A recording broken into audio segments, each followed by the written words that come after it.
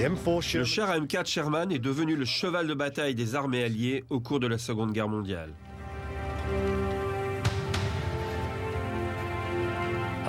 Alors que le conflit commençait à s'étendre, les Alliés s'organisèrent pour une production de masse et le Sherman devint l'exemple type de ce qu'on appellera la guerre industrielle.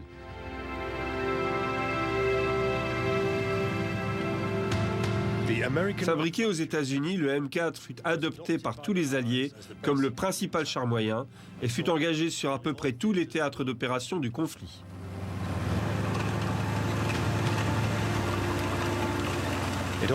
Après la guerre, il sera encore longtemps utilisé par de nombreux pays dans différentes versions.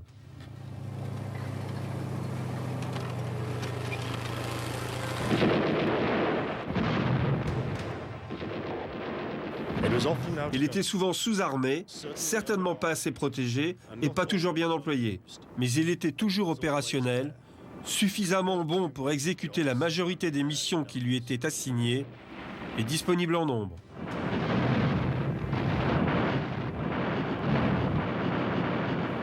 C'est avec l'aide du M4 Sherman que Montgomery et sa 8e armée gagnèrent la bataille d'El Alamein et qu'ensuite ils purent, avec l'aide de leurs alliés américains, repousser Rommel hors d'Afrique. Il fut également l'un des instruments majeurs du débarquement en Sicile et de la campagne d'Italie.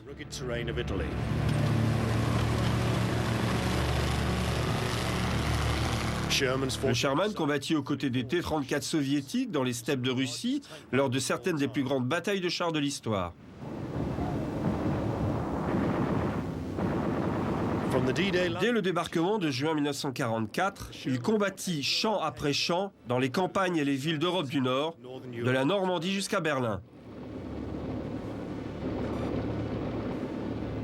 Il prit également part à la reconquête du Pacifique aux côtés des Marines, jusqu'à la victoire finale contre le Japon.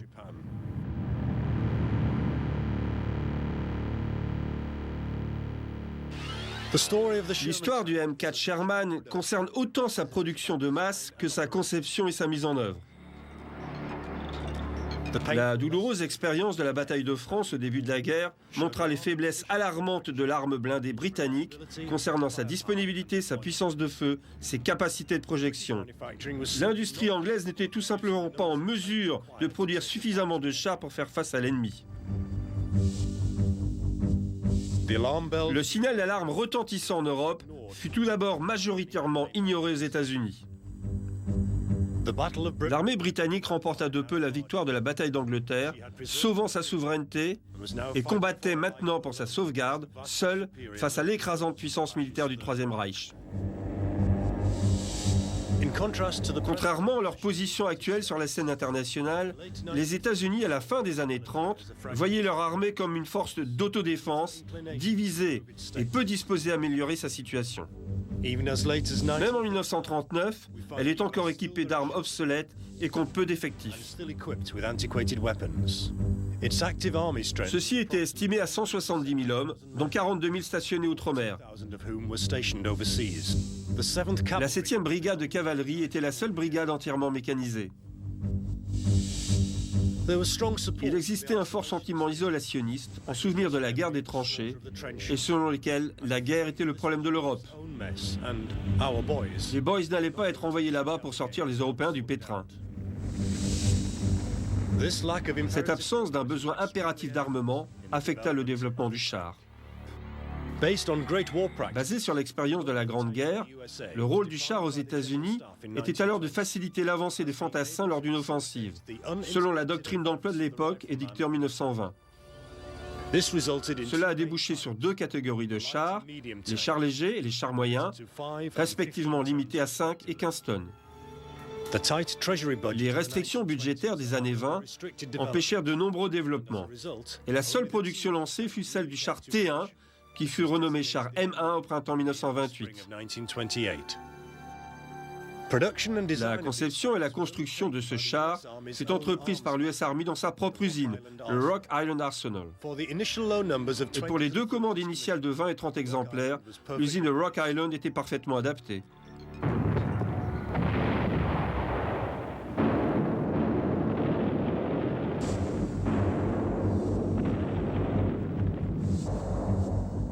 Le Blitzkrieg en Europe, suivi de la désastreuse évacuation de Dunkerque et de la déroute française, changea pour de bon les perspectives de l'US Army.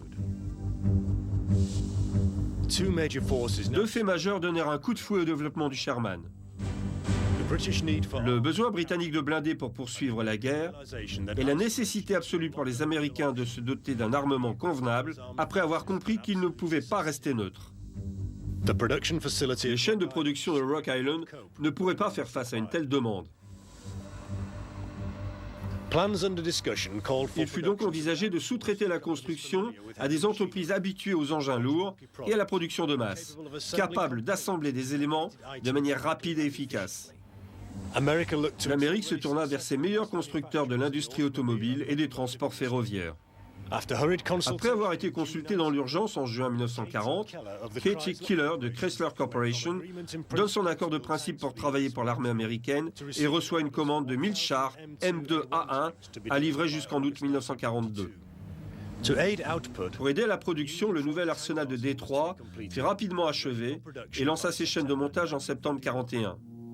La production passa de 3 à 100 chars par mois. La course à la production semblait avoir commencé, mais 13 jours plus tard, la commande de M2 était annulée. La puissance de feu et le blindage des Panzers allemands étaient un souci pour les états-majors. Un canon de 75 mm et une protection accrue devinrent un standard minimum pour tous les chars moyens du US Army.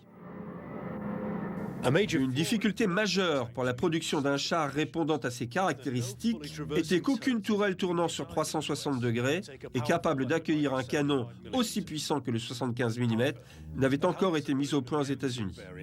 Cependant, la version obusier du M2 avait parfaitement fonctionné avec un gros canon monté sur un support latéral et l'expérience avait montré que la production pouvait démarrer très rapidement.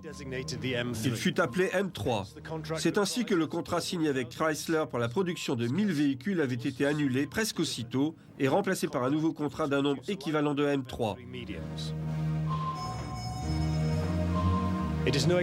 Il n'est pas exagéré de dire que la fabrication commença bien avant que la conception du char ne soit terminée. À l'époque, le pré-buy n'était pas considéré comme un moyen de paiement. Les Britanniques ont donc été priés de payer à la commande les chars qu'ils voulaient acquérir. Pour les États-Unis comme pour la Grande-Bretagne, le char M3 constituait un palliatif utilisable et était livrable en quantité. Le nombre de chars prévus pour satisfaire les besoins des armées britanniques et américaines augmenta brusquement. Le comité de planification récemment formé commença presque aussitôt à organiser la production afin d'atteindre 1000 chars par mois en avril 1941 et 2 fois plus à partir de juillet.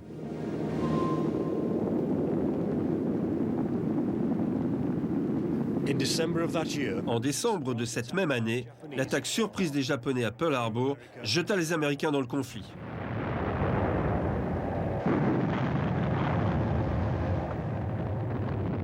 Non seulement nous nous défendrons jusqu'au bout, mais nous nous assurerons que ce genre d'acte de lâcheté ne nous mette plus jamais en danger.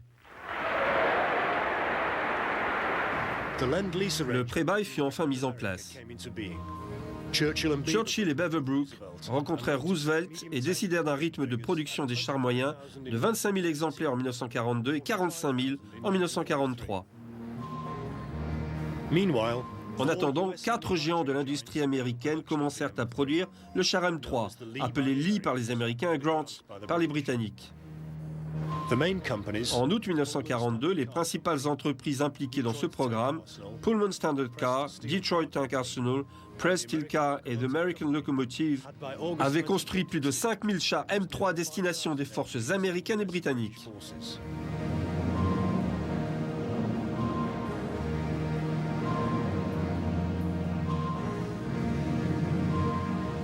Il est reconnu que les chefs d'état-major savaient à l'époque que le conflit allait s'étendre au monde entier et que l'armée américaine allait devoir s'engager sur plusieurs fronts simultanés avec tout le matériel qu'elle aurait pu rassembler. Concevoir un char d'exception n'était pas envisageable, simplement par manque de temps. Il fallait s'orienter vers un véhicule disponible rapidement et qui conviendrait pour la majorité des missions qui allaient lui être confiées. Alors que le M3 entrait en production, les travaux se poursuivaient d'arrache-pied pour concevoir son successeur, le M4.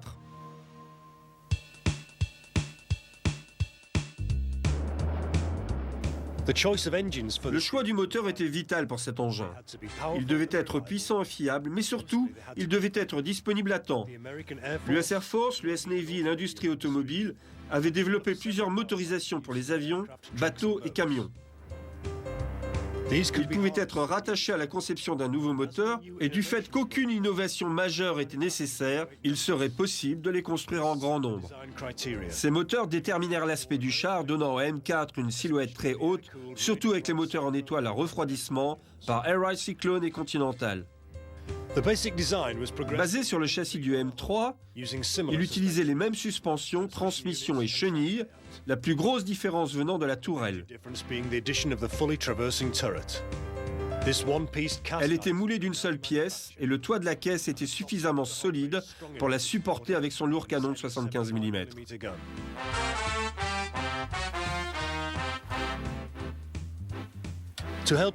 Afin de mieux observer ces détails, nous avons retrouvé un vieux Sherman canadien restauré par son propriétaire.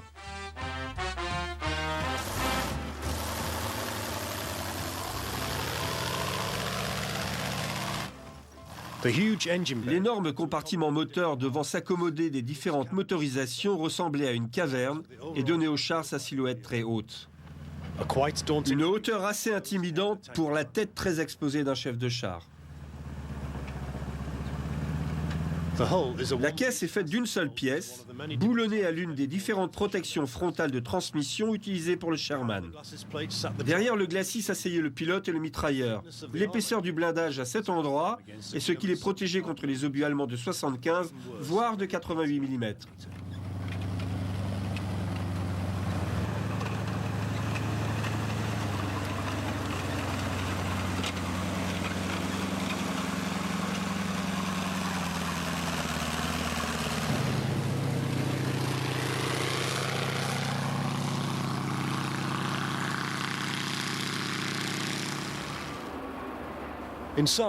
À l'intérieur était suspendu sous la tourelle une sorte de panier dans lequel prenaient place le tireur, le chargeur et le chef de char, ce qui leur permettait de tourner en même temps que le canon dans une position confinée, brillante, malodorante et dangereuse.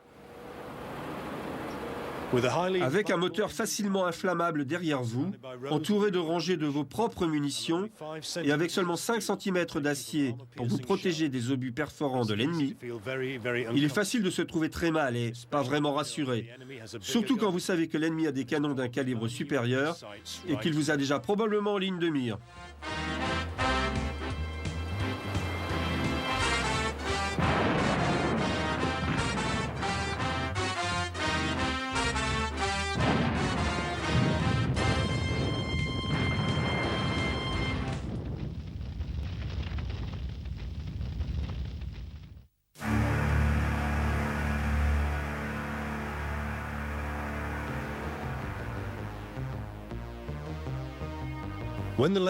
Lorsque le pré-bail entra en vigueur, les premiers M4 furent transférés du premier corps blindé américain aux troupes britanniques stationnées en Afrique du Nord.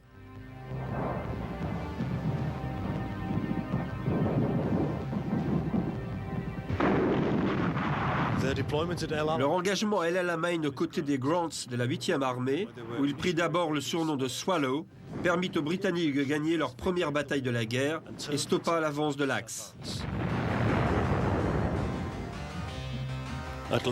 Les Anglais avaient enfin un char qui leur permettait de se mesurer aux Panzer III et IV de l'ennemi.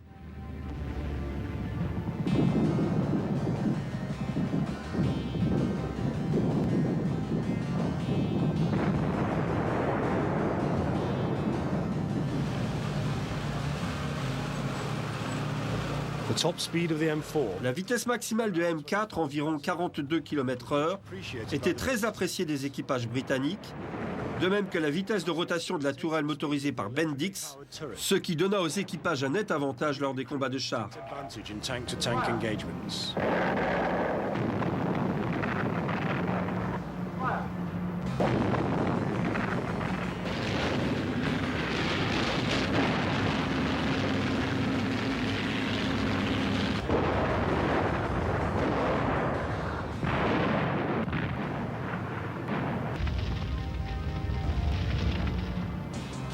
Après son premier baptême du feu, le M4 Sherman commença à devenir alors une valeur sûre de l'arsenal allié, à mesure que les troupes alliées repoussaient l'Afrika Korps d'Hitler hors des étendues désertiques du champ de bataille nord-africain.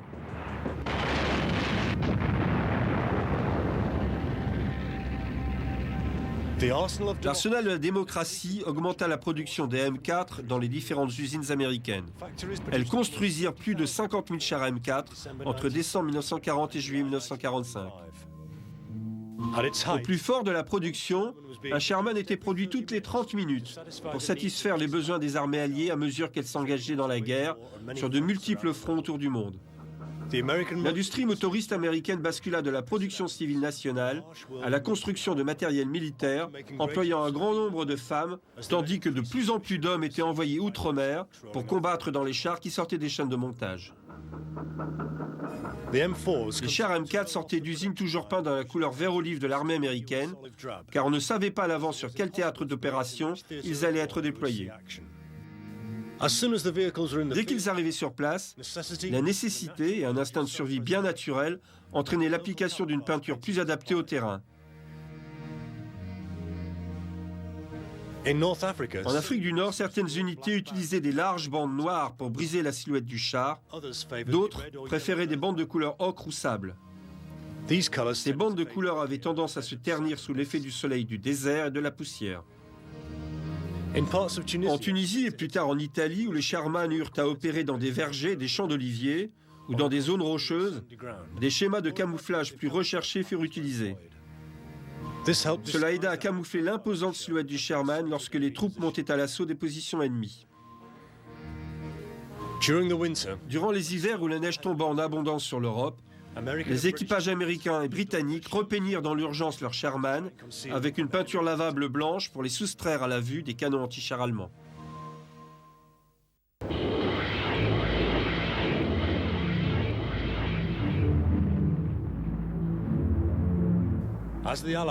Alors que les Alliés commençaient leur assaut sur le point supposé vulnérable du front européen, le M4 était en première vague de tous les combats menés lors de la campagne de Sicile et plus tard d'Italie et s'opposa à la résistance acharnée de l'armée allemande.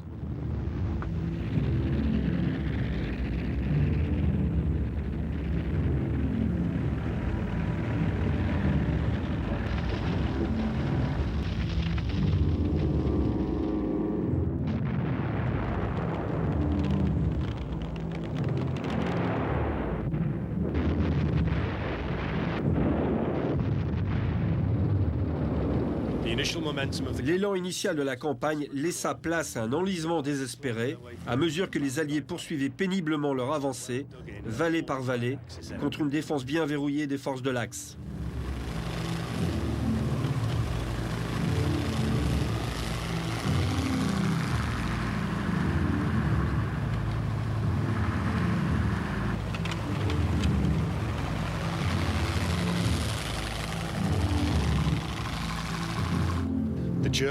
Les unités italiennes et allemandes avaient l'avantage de la position et pouvaient déverser un déluge de feu sur les troupes alliées rassemblées en contrebas.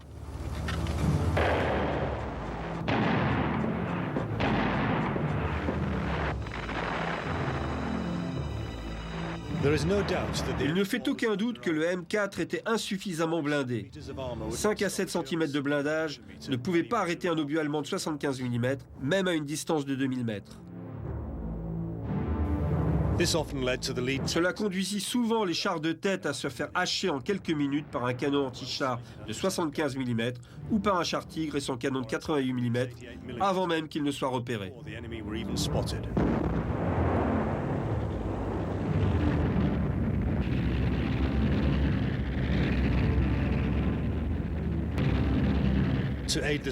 Pour aider les forces soviétiques dans la défense de leur territoire, les accords de pré-bail furent étendus à la Russie. Les déficiences du M4 furent révélées lors des combats meurtriers sur le front russe. De grandes formations de Sherman et de T-34, tous deux produits en grande quantité, furent pulvérisés par les canons plus puissants des unités allemandes, malgré leur infériorité numérique, et par les redoutables chars Tigre. Seule la production massive des usines tant en Russie qu'aux États-Unis, permit aux Alliés de supporter ces pertes importantes et de remporter malgré tout le combat.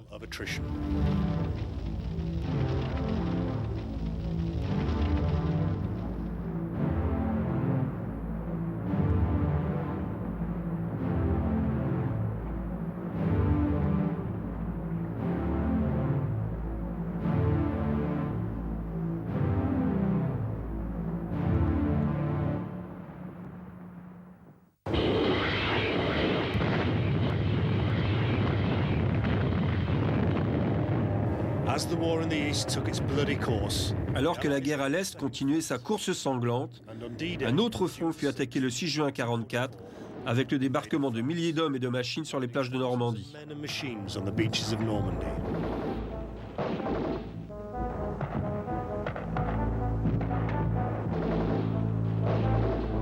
Le Sherman fut l'un des instruments de cette opération. Et les ingénieuses adaptations montées sur les chars britanniques firent merveille, permettant aux tankistes de briser les défenses du mur de l'Atlantique d'Hitler.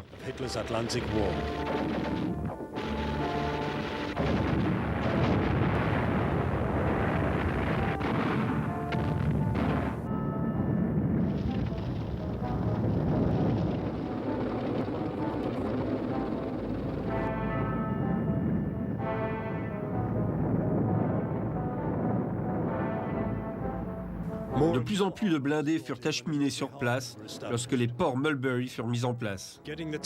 Obtenir des renforts de blindés était une priorité absolue pour faire face aux batailles à venir.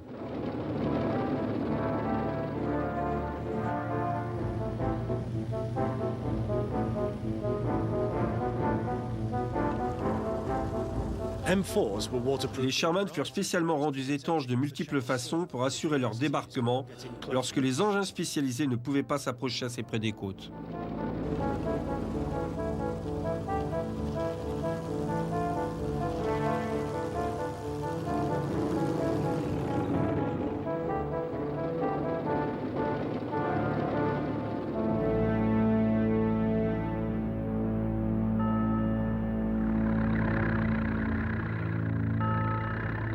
À l'est de la côte, les régiments britanniques combattirent avec leurs Sherman dans le bocage normand, près de Caen. Toute ferme, toute haie ou tout champ devenait une position fortifiée, obligeant les Alliés à attaquer en permanence.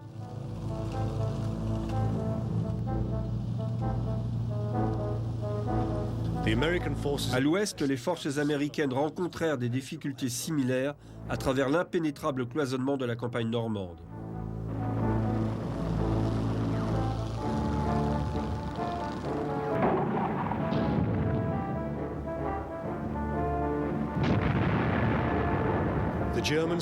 Les Allemands étaient experts en défense réactive et chaque mètre de terrain fut défendu avec opiniâtreté.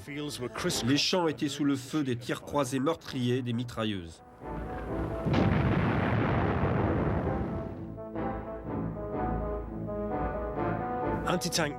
Les canons anti-chars et les Panzerfaust étaient capables de détruire les Sherman à partir de positions invisibles et de se regrouper plus loin pour attaquer à nouveau.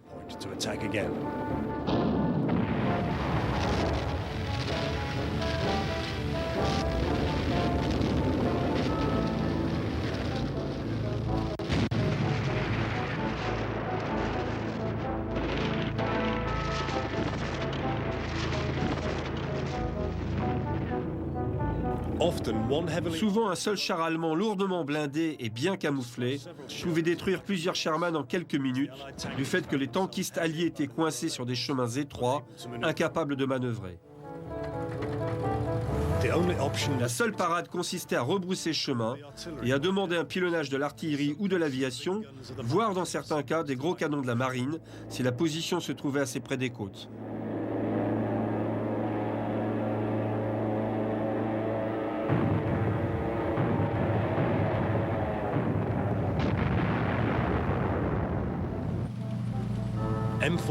Les Sherman étaient parfois dotés du système Cullen, une sorte de soc monté à l'avant du char qui permettait de creuser des brèches dans les enchevêtrements de haies et de gagner ainsi une certaine liberté de mouvement. Souvent, le premier à passer dans la brèche était la première victime.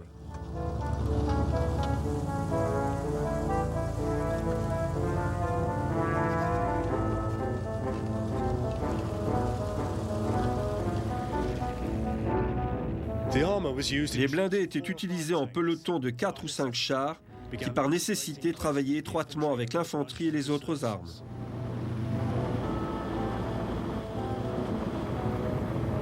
Les avancées se comptaient souvent en mètres, tant les Alliés durent se battre champ par champ, village par village, pour se frayer un chemin hors des plages. La bataille de Normandie devint une bataille des nerfs soutenue et harassante, poussant les hommes et les machines dans leur dernier retranchement.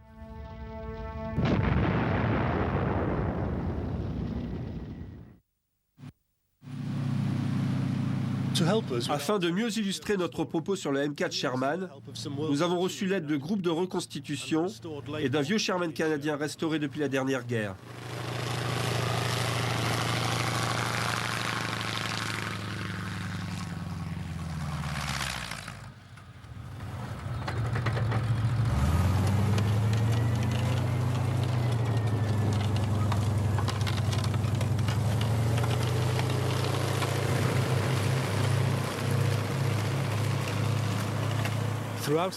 Durant la bataille de Normandie, l'infanterie américaine et britannique progressant prudemment à travers les bois et chemins, utilisèrent les Sherman en appui rapproché pour éliminer l'infanterie allemande qui fut souvent débordée par les vagues de blindés, mais qui constituait tout de même une menace sérieuse pour les Alliés.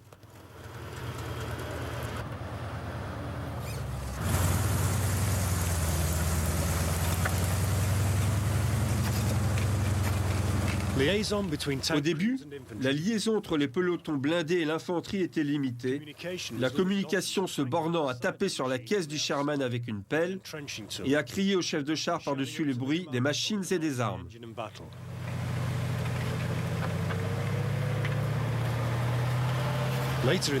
Plus tard dans la guerre, un téléphone fut installé à l'arrière du char pour que les officiers d'infanterie puissent communiquer avec le chef du char.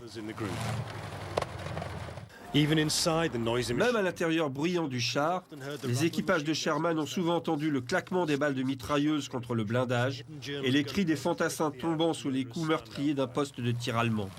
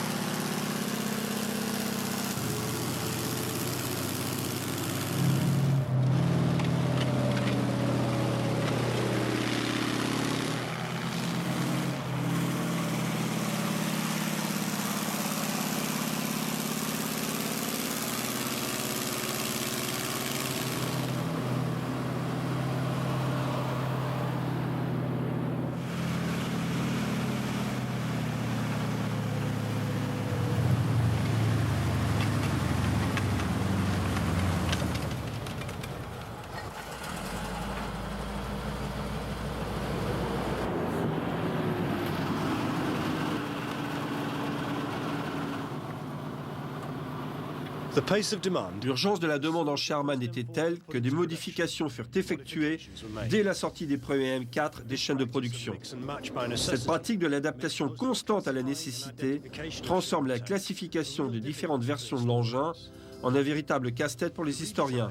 Les changements apportés, les nouveaux procédés de fabrication et les différents constructeurs compliquèrent encore plus l'identification des Sherman, de même que les fréquentes modifications et réparations faites sur le terrain.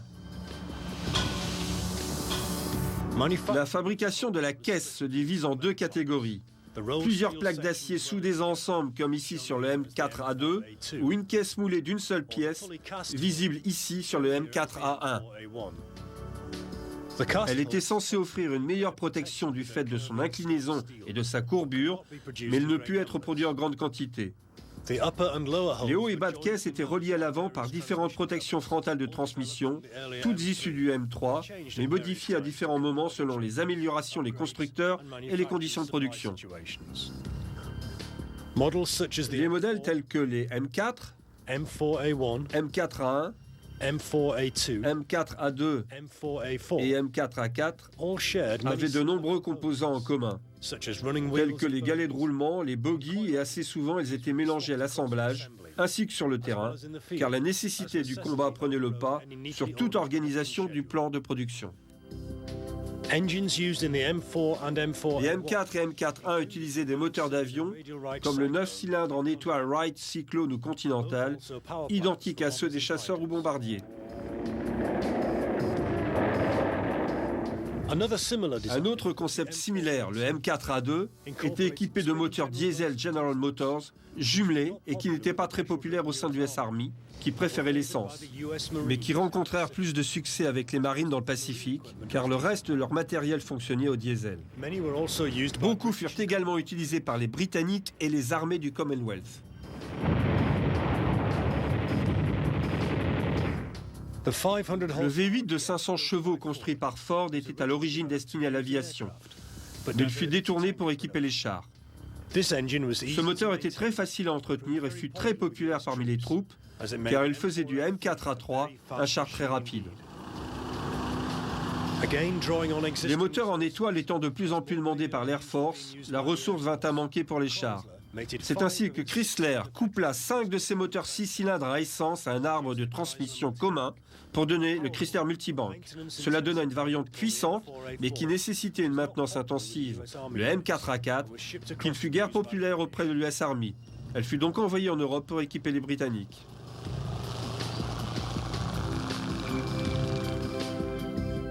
Le M4A6 était propulsé par une nouvelle mouture du moteur Caterpillar, diesel ou polycarburant.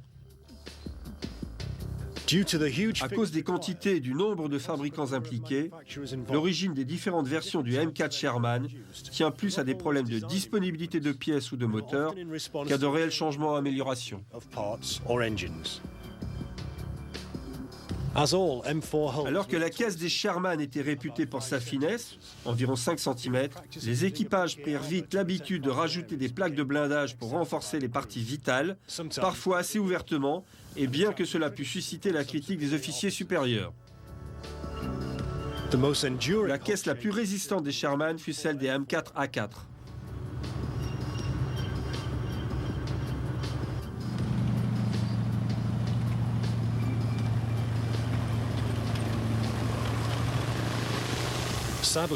Tragiquement, l'une des caractéristiques des moteurs de Sherman était de prendre feu facilement, ce qui leur valut d'être surnommés rôtissoirs à Tomies par les Allemands.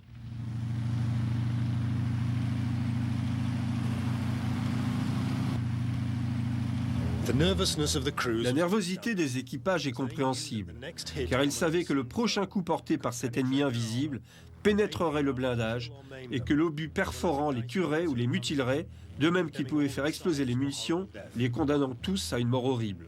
Les trappes d'évacuation sont ridiculement petites, et même si l'on considère que beaucoup de membres d'équipage n'étaient pas gros, il devait être très difficile de passer au travers. Malgré tout, plusieurs vétérans ont affirmé que face à la perspective de mourir brûlés vifs, ils l'avaient fait en quelques secondes.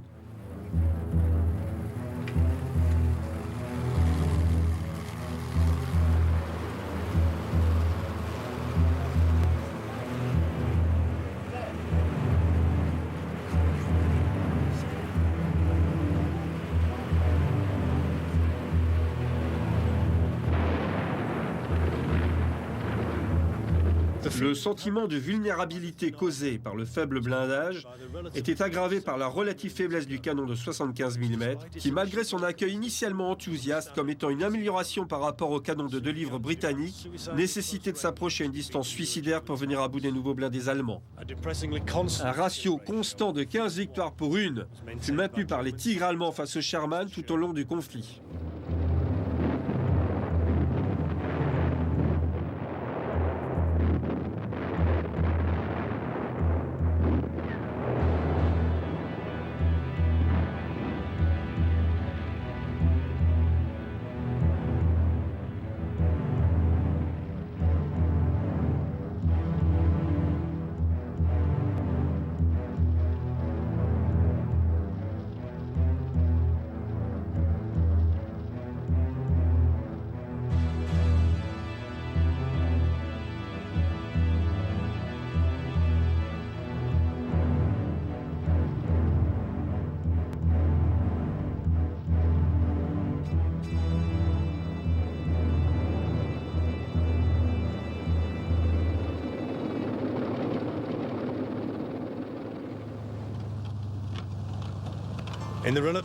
Lors de la préparation du jour J, les Sherman furent équipés de l'excellent canon anti-char britannique de 17 livres. La tourelle existante dut être coupée et refondue avec une large nuque à l'arrière pour accueillir la radio. Le contrepoids fut déplacé à cause du plus grand porte-à-faux du 17 livres.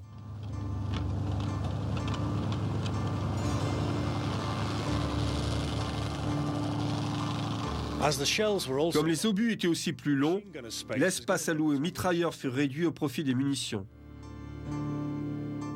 Le canon de 17 livres donna au Sherman Firefly la puissance de feu nécessaire pour affronter des chars allemands plus gros que lui.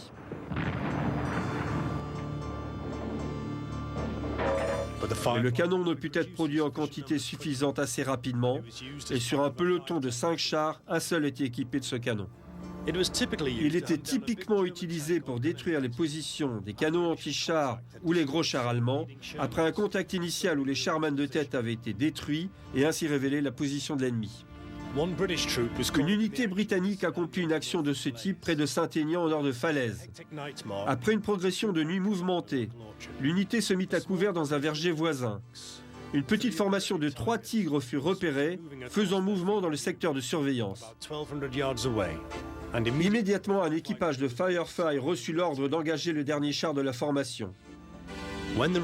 Lorsque le dernier tigre se trouva à 700 mètres de distance, le 17 livres du Firefly tira 2 obus qui pénétrèrent le blindage et mirent le feu au char ennemi. Le Firefly tira à nouveau et le second tigre prit feu.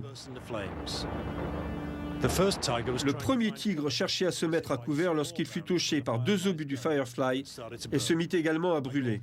Comme tous les chars touchés directement, les munitions atteintes par les flammes explosèrent, mettant les chars ennemis en pièces. L'action dura seulement 12 minutes. Juste après, le Firefly fut touché à son tour par un tir venu de nulle part et commença à brûler, l'équipage ayant à peine le temps de s'échapper.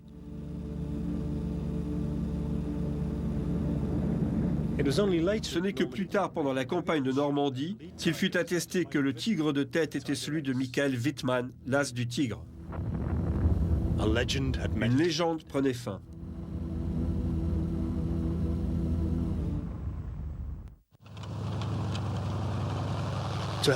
Pour contrer les chars allemands plus meurtriers, les Américains augmentèrent la puissance de feu de leur Sherman en 1944 avec le canon de 76 mm.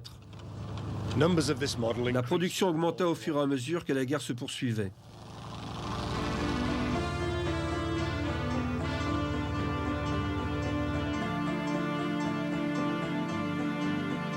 Non seulement il y eut plusieurs versions du Sherman, mais d'autres variantes furent basées sur le châssis du M4. Pour s'attaquer aux chars allemands plus gros, les Américains mirent au point en 1942 le M10, un chasseur de chars armé lui aussi du canon 76 mm. Le M10 apportait une puissance de feu accrue, mais c'était au prix d'un blindage moins épais. Ce manque de protection et sa tourelle ouverte le rendirent impopulaire dans certaines unités. Particulièrement en combat rapproché, où un lance-grenade bien utilisé pouvait tuer tout l'équipage d'un seul coup. Le Swimming DD pour Duplex Drive fut conçu pour le débarquement de Normandie. Après plusieurs essais d'un char flottant, les Alliés optèrent pour le système doté d'une grande bâche tendue vers le haut et propulsée par les chenilles et 2 hélices.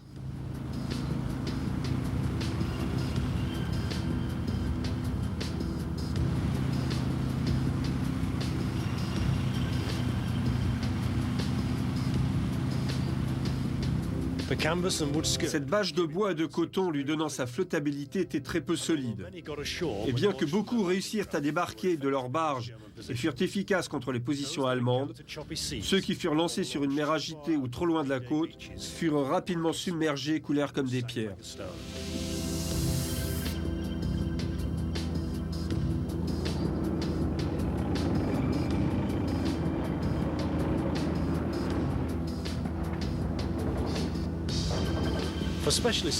Pour des besoins plus spécifiques, comme le déminage, le Sherman Flailing Crab fut utilisé par les Britanniques en France et en Italie pour battre le sol devant le char, faisant ainsi exploser les mines enterrées et dégageant une voie sûre pour les blindés suivants. Les forces américaines préféraient le chasseur de mines Aunt Jamina, écrasant le sol sous ses lourdes roues et faisant exploser les mines grâce à la pression.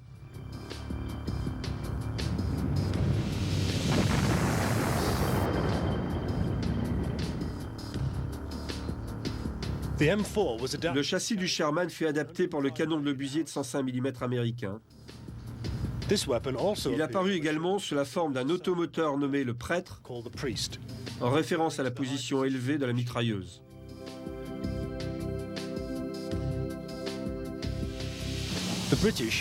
Les Britanniques l'utilisèrent de la même manière avec leur canon de 25 livres, appelé Sexton. Étant à court de transport de troupes offrant une bonne protection, les Britanniques en Italie convertirent la version canadienne du Sherman, le Ram, pour transporter 10 fantassins. Plus tard en France, les Sexton furent utilisés sans leur canon pour le transport de troupes et surnommés Holy Rollers.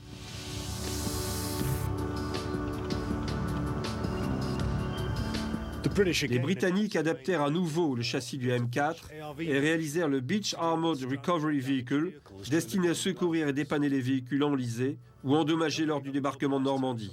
Le dépannage et la maintenance au combat étaient une nécessité sur le champ de bataille. Le M4 constitua une excellente plateforme pour de telles adaptations.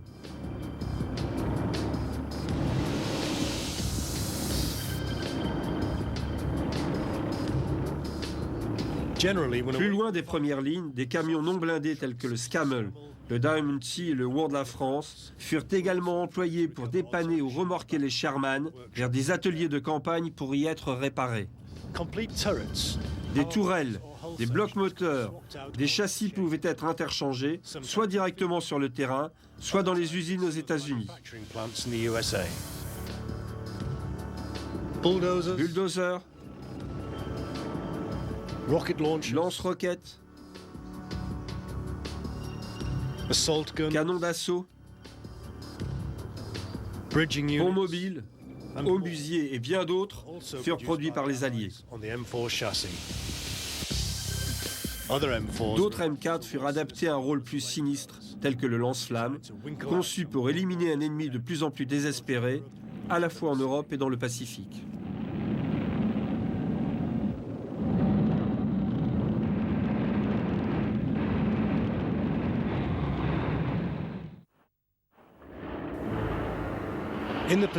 Lors de la reconquête du Pacifique, le Sherman fut employé en appui rapproché des marines qui allaient d'île en île jusqu'à l'objectif final, le territoire japonais.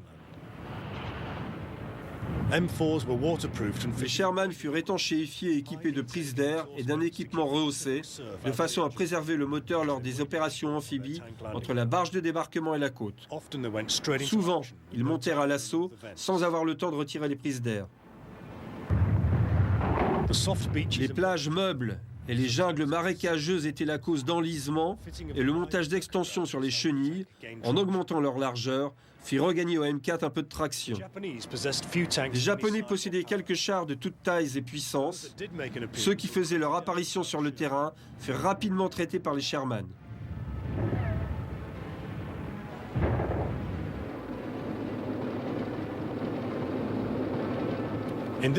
Au moins sur ce théâtre d'opération, le M4 et son canon de 75 ne rencontrèrent que peu d'opposition.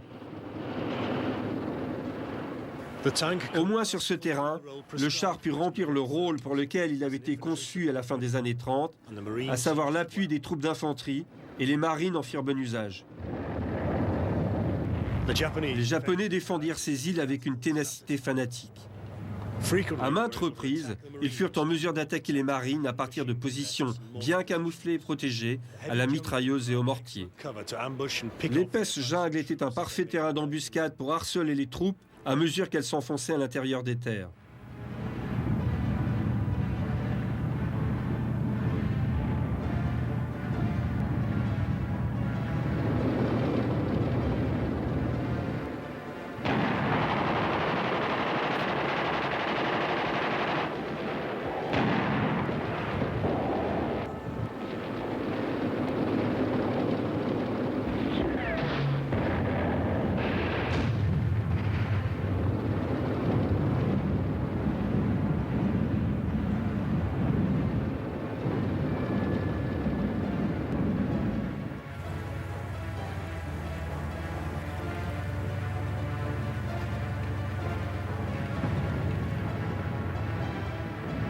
Les Japonais étaient souvent cachés dans des trous et des réseaux de souterrains très difficiles à prendre d'assaut et presque invulnérables au bombardement aérien et à l'artillerie.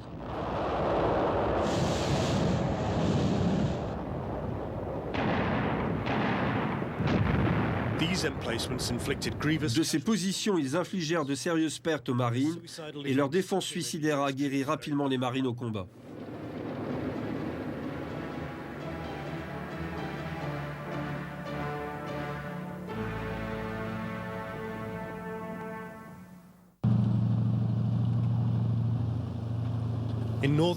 En Europe du Nord, la Grande Croisade se poursuivait. Canadiens et Britanniques progressaient dans la campagne française.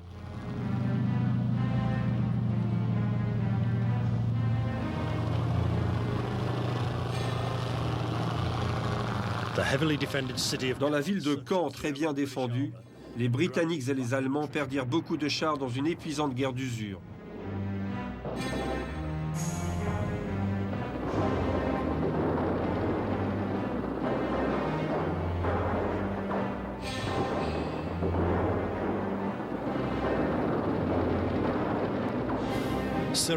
Plusieurs troupes d'élite allemandes, dont les jeunesses hitlériennes, et plusieurs divisions de panzers lourds équipés de Tigres, refusèrent obstinément de céder du terrain malgré d'horribles pertes.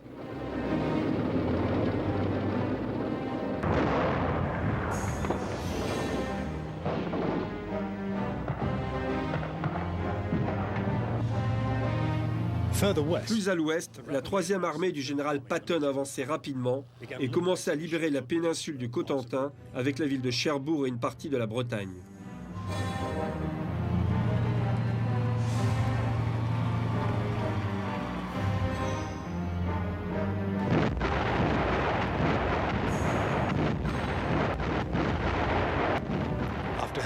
Après avoir aidé à repousser la contre-attaque de la 7e armée allemande à Mortain, la 3e armée et ses Sherman tenta d'encercler les unités allemandes qui fuyaient pour se mettre en sûreté de l'autre côté de la Seine.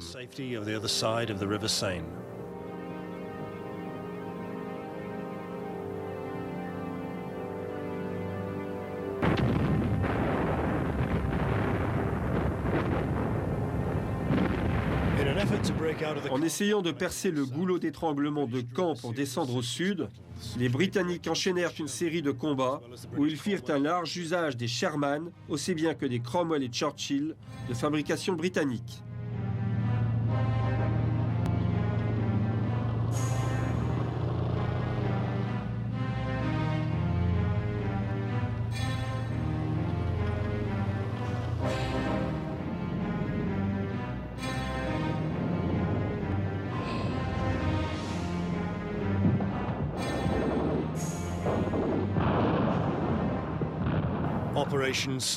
Des opérations telles que Epsom, Goodwood et Totelise furent un chemin de croix pour les Sherman, qui furent détruits un par un aussi bien à longue distance qu'en combat rapproché, lorsqu'ils s'approchaient des défenses allemandes qui attendaient leur avancée, bien camouflées sur des positions en hauteur.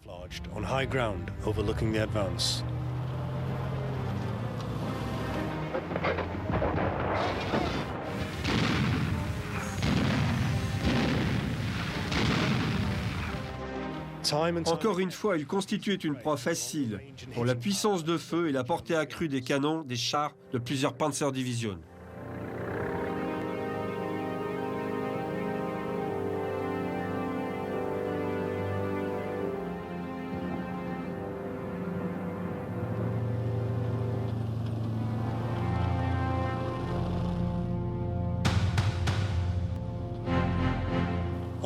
L'opération Totelise vit le premier usage massif du Sherman comme transport de troupes blindées.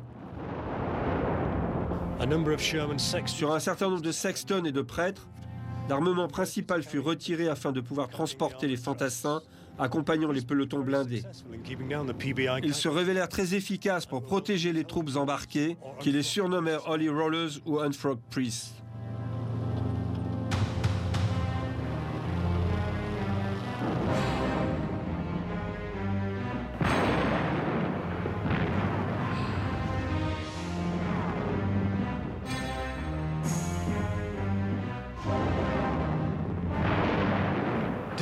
Malgré des tactiques innovantes, des bombardements et un appui aérien massif, les pertes furent élevées.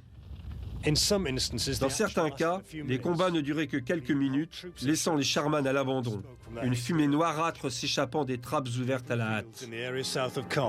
Les grands champs au sud de Caen étaient constellés de carcasses de Sherman, leurs équipages condamnés à mourir carbonisés à l'intérieur de leurs chars ou cherchant désespérément à se mettre à couvert dans les maïs et les fossés.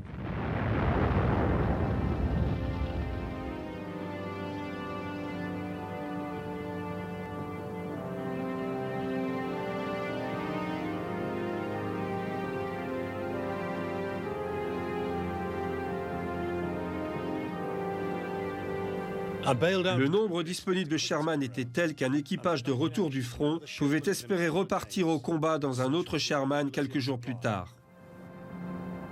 Une situation qui était loin d'être celle de l'armée allemande.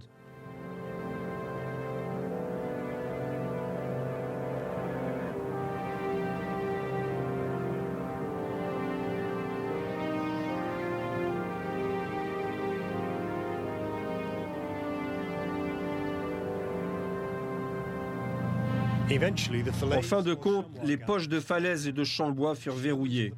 Les Sherman de l'armée polonaise poussaient vers le sud, engageant un féroce combat au corps à corps avec les dernières troupes allemandes en déroute. Les Sherman de la 3e armée américaine remontèrent vers le nord et piégèrent ceux qui restaient de la 7e armée allemande. Le carnage de la poche de falaise est légendaire et les Sherman permirent d'abréger la durée du conflit.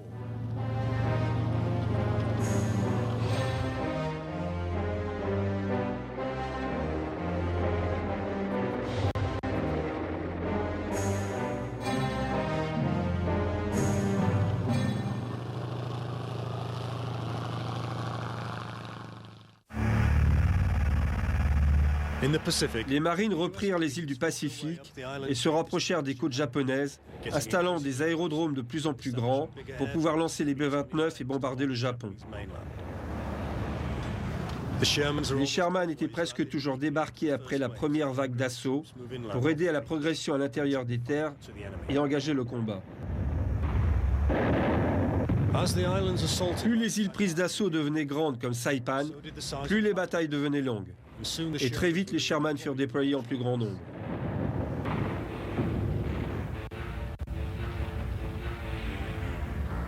Le Japon impérial eut aussi à faire face à d'autres adversaires en Indochine qui utilisaient également le M4.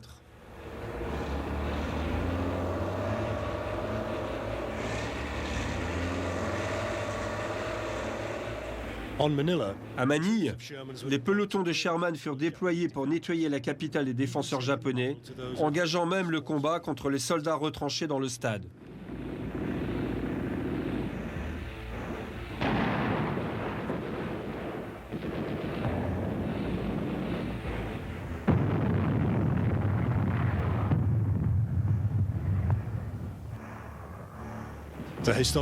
La bataille historique d'Iwo Jima est profondément ancrée dans l'histoire des marines et plus de 100 Sherman y prirent part.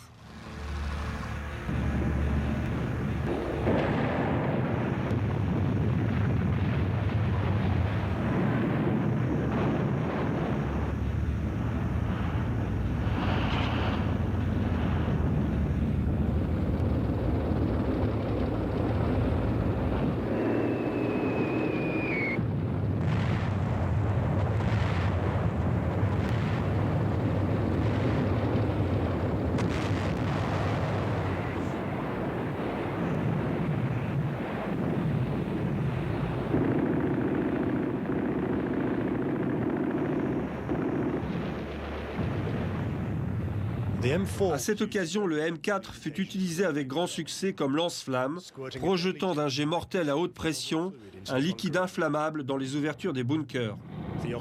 Tous les occupants mouraient instantanément, brûlés vifs ou par asphyxie, car l'oxygène se trouvant à l'intérieur était immédiatement aspiré hors du bunker. Une utilisation agressive et soutenue du M4 mena les marines et l'Air Force à portée de Tokyo.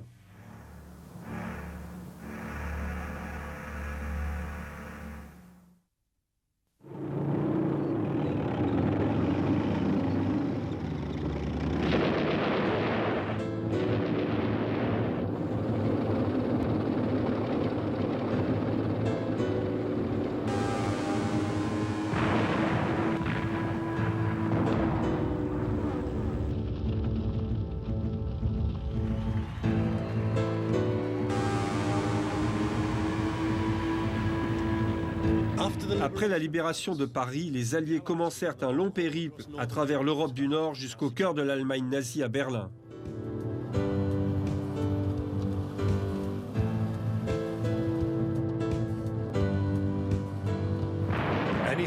Tout espoir d'une issue rapide de la guerre fut anéanti par une résistance allemande constante et déterminée.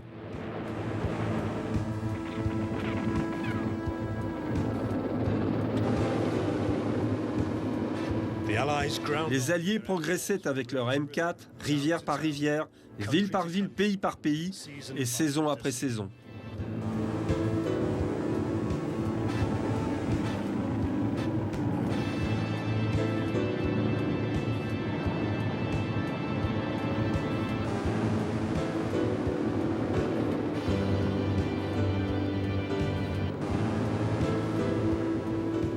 Le M4 Sherman fut utilisé de manière intensive, souvent adapté selon les besoins des combats, et devint le cheval de bataille des armées alliées. Son omniprésence sur les champs de bataille en a fait une figure légendaire de la Seconde Guerre mondiale.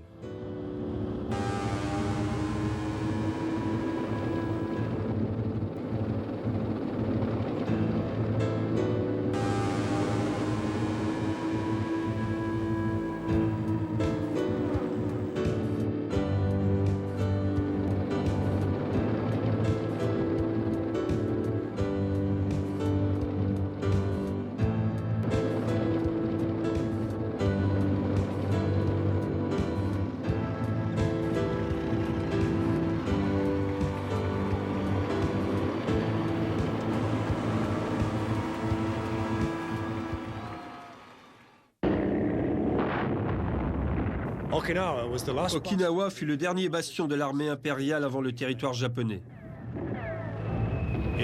La férocité de la défense des combattants japonais s'intensifia encore lorsqu'ils se retrouvèrent le dos à la mer.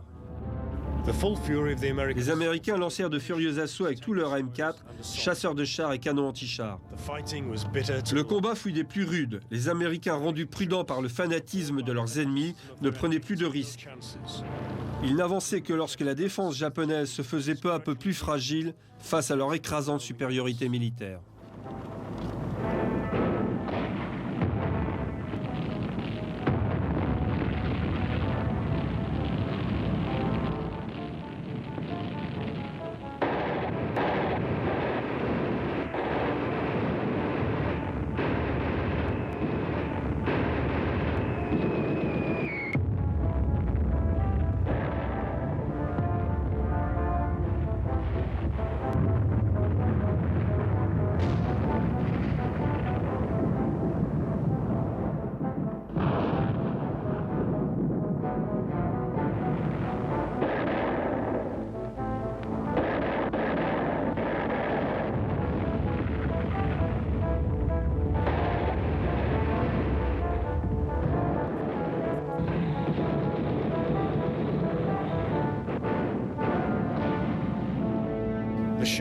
Le Sherman a contribué à ramener la guerre du Pacifique sur les mêmes plages qu'il avait lancées 4 années plus tôt.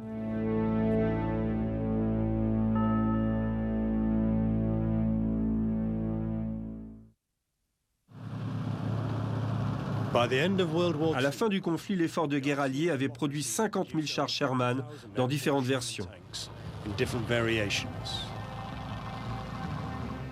De meilleurs engins tels que le Chaffee, le Pershing, furent introduits dans l'armée américaine et la production du M4 s'arrêta. Les géants de l'industrie revinrent aux voitures civiles et aux trains.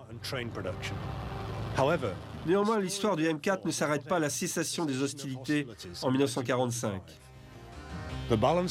L'équilibre économique avait été bouleversé et l'Amérique s'était affirmée grâce à la guerre comme une superpuissance sur la scène internationale.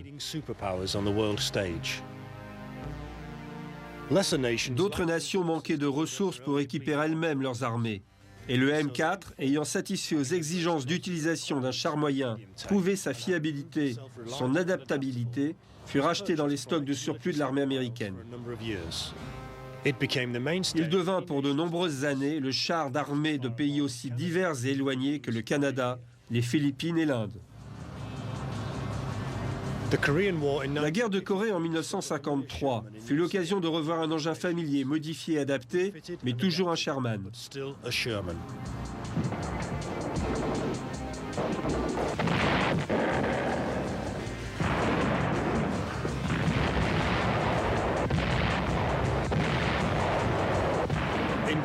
En Corée, les Alliés utilisèrent des superstitions locales, peignant des tigres menaçants et des dents de requin sur les glaciers avant de leurs Sherman. Ces derniers étaient maintenant améliorés avec des suspensions HVSS et un canon de plus gros calibre.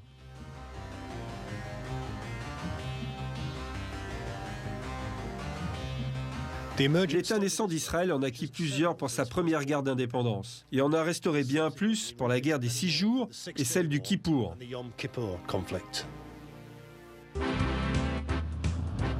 Le succès du M4 ne repose pas sur une réussite industrielle individuelle, mais plutôt sur une capacité collective à faire la majeure partie des choses de la meilleure manière possible. Les Alliés appliquèrent le concept de guerre totale et construisirent un char qui soit à la fois fiable et suffisamment flexible pour la plupart des opérations, mais surtout qui a pu être produit en très grand nombre.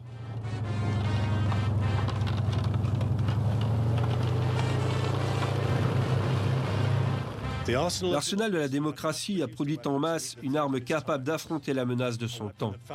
Une arme que l'on a retrouvée dans tous les endroits du globe après que le conflit pour lequel elle avait été conçue fut terminé.